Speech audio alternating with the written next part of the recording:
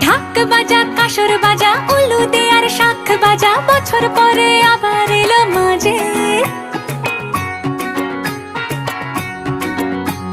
পুজো পুজো গন্ধ নিয়ে